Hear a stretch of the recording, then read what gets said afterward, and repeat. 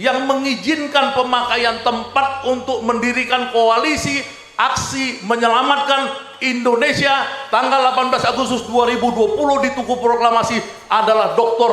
Anies Baswedan. Itu orang nggak tahu. Ditekan oleh seluruh kekuatan intelijen supaya Anies tidak memberikan tempat kepada Pak Gatot, Pak Din, dan Pak Amin dan lain-lain yang hadir di situ. Tapi Anies bilang pakai itu tempat. Tapi kadang-kadang mungkin karena orangnya seperti saya ini orang yang temperamental, orang yang ketakutannya udah hilang dan lain-lain. Tapi mungkin benar orang-orang yang tipenya seperti Anies, yang dia mempunyai kesadaran revolusioner. Kesabaran revolusioner ini dia melihat gelombang. Seperti Habib Rizik sekarang kita lihat, dia punya kesabaran revolusioner. Dia sudah marah lihat situasi ini, tapi dia tetap tenang di Petamburan.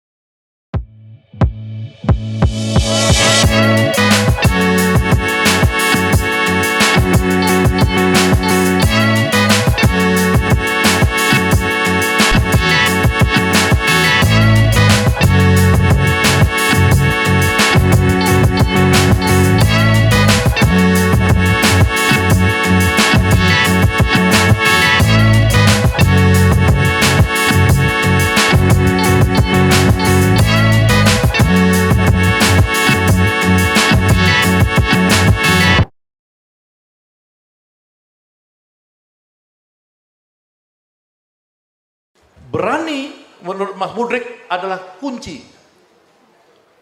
Tapi yang kedua, kita penting reclaiming, mengklaim sejarah.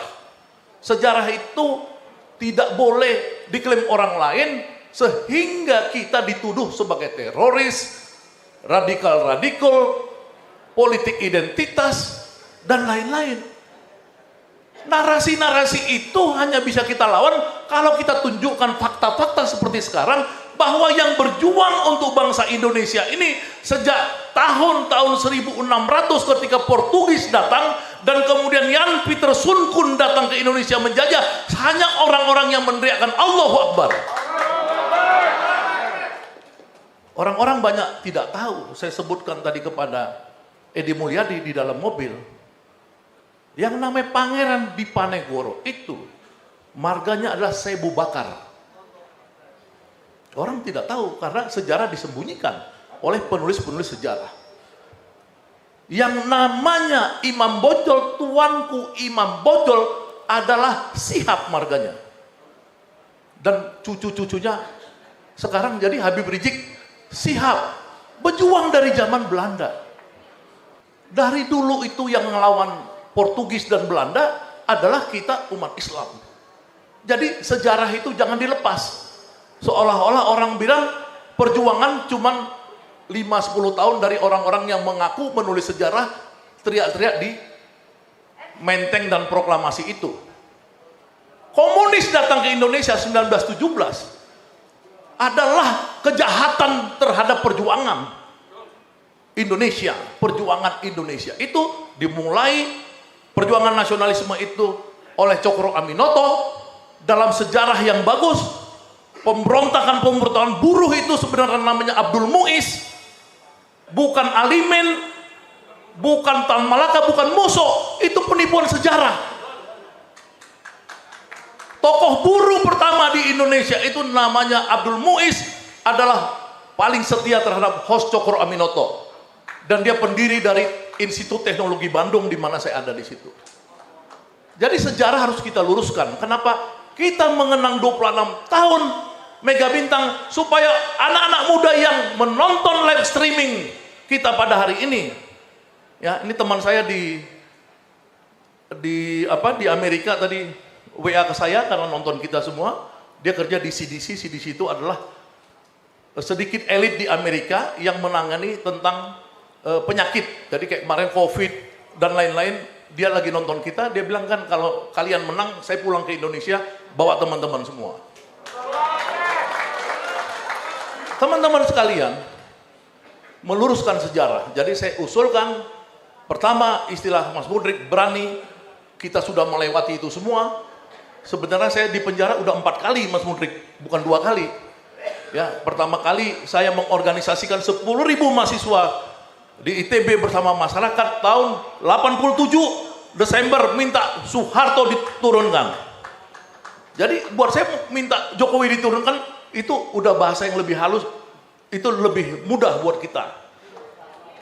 Kerumitannya adalah demokrasi memang membuat kita tidak seperti zaman Soeharto, karena demokrasi kita terpecah antara yang mau menurunkan Jokowi dalam pengertian tetap konstitusional kata Bung Taufik tadi, tapi kita sebagaimana Pak Amin tahun 98, tapi ada juga yang kita harus mendukung election, di mana seperti saya saat ini mendukung Anies Baswedan sebagai calon presiden Republik Indonesia. Tapi jangan bilang Anies Baswedan tidak seperti kita. Saya kasih tahu kepada siapapun orang yang mengizinkan pemakaian tempat untuk mendirikan koalisi aksi menyelamatkan Indonesia tanggal 18 Agustus 2020 di Tugu Proklamasi adalah Dr. Anies Baswedan. Itu orang nggak tahu. Ditekan oleh seluruh kekuatan intelijen supaya Anies tidak memberikan tempat kepada Pak Gatot, Pak Din, dan Pak Amin dan lain-lain yang hadir di situ. Tapi Anies bilang pakai itu tempat. Proklamasi, Tugu Proklamasi. Jadi supaya orang tahu sejarah, dia itu memang dari dulu juga pemberani. Cuman yang penting dari Pak Anies ini yang saya mau masukkan kepada hal ketiga yang kita penting catat adalah yang disebut sebagai kesabaran revolusioner. Bahasa kesabaran revolusioner ini saya sendiri suka nggak sanggup, karena buat saya masuk penjara ke penjara saya lebih siap, ya. Tapi kadang-kadang mungkin karena orangnya seperti saya ini orang yang temperamental, orang yang ketakutannya udah hilang dan lain-lain. Tapi mungkin benar orang-orang yang tipenya seperti Anies, yang dia mempunyai kesadaran revolusioner. Kesabaran revolusioner ini dia melihat gelombang, ya, seperti Habib Rizik sekarang kita lihat, dia punya kesabaran revolusioner. Dia sudah marah lihat situasi ini, tapi dia tetap tenang di Petamburan. Nah, yang ketiga tadi maksud saya ini kita catat dalam permainan kita ini adalah kesabaran revolusioner. Kesabaran revolusioner ini seperti Bung Egy tadi bilang, buruh akan mengepung Jakarta tanggal 10 Agustus. Ya kita tidak usah mendelegitimasi gerakan itu.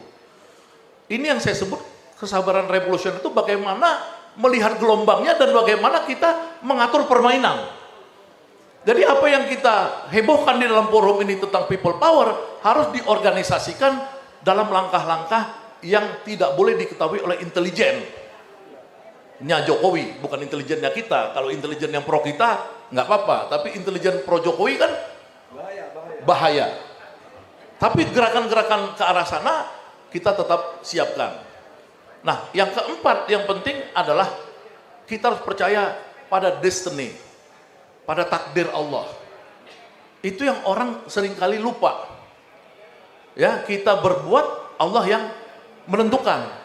Saya bukan ulama seperti Egy Sujana yang bisa menerjemahkan dalam bahasa Al-Quran.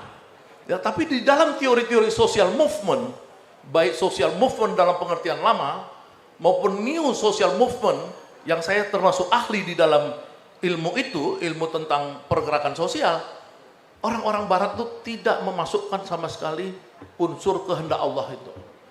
Nah, memang kita harus melihat bagaimana ulama-ulama melihat tanda-tanda. Ya, ada ulama-ulama yang datang ke saya bilang tanda-tanda rusuhnya udah dekat. Ya, mereka datang dari Lombok, 6 orang datang ke rumah saya, ya kan, Tuan Guru datang bersama teman saya Katibul Umam Wirano, dia sekarang di Naksabandia, datang ke rumah saya. Mereka mengatakan dapat petunjuk dari Allah bahwa ada akan potensi pecah belah bangsa yang sangat besar. Nah, tapi dalam bahasa lain seperti Egy dan lain-lain mungkin bisa melihat bagaimana destiny itu, bagaimana takdir Allah itu akan datang. Karena tugas kita sebagai manusia tentunya adalah menjemput takdir Allah itu. Nah, ini yang kita harus lihat semua rangkaiannya. Tapi kembali kepada poin kita di sini, ya saya dan teman-teman semua yang ada di sini tentu adalah adalah orang-orang yang sudah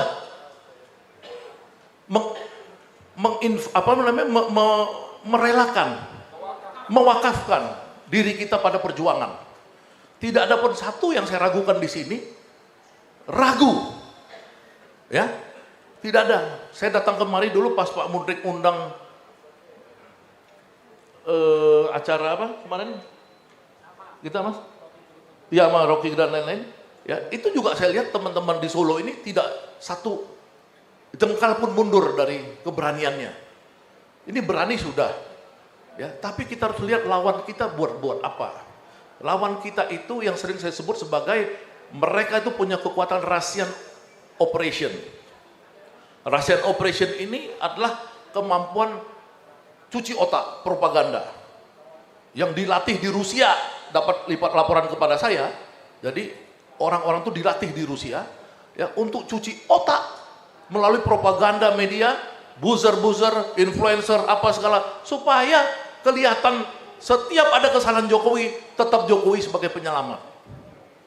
Ya lihat misalkan di mana-mana gelombang jalan rusak, di Lampung, di Jambi, di Medan, di Semarang, apa jalan-jalan rusak, Jokowi dengan santainya naik apa? Naik mobil presiden, dan dia akhirnya dianggap sebagai apa? Sebagai pahlawan. Padahal dialah otaknya karena dia presidennya. Kerusakan-kerusakan apapun. 349 triliun uang negara dikorup di skandal paling besar. Saya kasih tahu Pak Amin waktu kita menggulingkan Gus Dur, quote and quote menggulingkannya, itu berapa korupsi Gus Dur di Bulog Gate? 30 M. Ini 349 triliun. Tiba-tiba Jokowi jadi pahlawan. Karena orang-orang Russian operation bekerja melalui cuci otak di media sosial bahwa Jokowi telah memerintahkan Mahfud MD untuk membongkar. Bongkar apa? Bongkar diri kamu sendiri dong membongkar. Ya, karena sama seperti Gus Dur, ya, Habibie, kasus Bank Bali dan lain-lain itu juga tumbang karena dia dianggap penanggung jawab. Dalam teori leadership, Jokowi tidak boleh mengatakan bahwa dia di luar itu, dia bagian daripada itu, orang dia pemimpinnya. Pembuatnya. Nah, terakhir teman-teman sekalian, dalam konteks kekinian, saya ingin kita melihat pikirannya Denny Indrayana. Pikiran Denny Indrayana itu tentang pemakjulan sudah mewakili dua pikiran dari profesor ahli hukum tata negara. Ya. Satu Denny, yang kedua Jimli Asidik. Jimli Asidik memang agak beda dengan Denny. Jimli Asidik bilang Jokowi bisa dimakjulkan melalui kasusnya PK Muldoko. Tapi Denny Indrayana lebih luas lagi, bukan hanya PK Muldoko, tapi cawe-cawe Jokowi. Nah, saya tadi bilang kepada Bung Taufik agar ada konferensi ahli-ahli hukum untuk menyatakan bahwa Jokowi itu sudah pantas dimakjulkan. Waktunya, Bang. Ya, dengan itu maka kemudian bisa kita sebagai orang-orang pengorganisasian bisa mengorganisasikan langkah-langkah people power tersebut. Terima kasih. Wassalamualaikum warahmatullahi wabarakatuh. Waalaikumsalam warahmatullahi wabarakatuh. Terima kasih Bang Sakanda.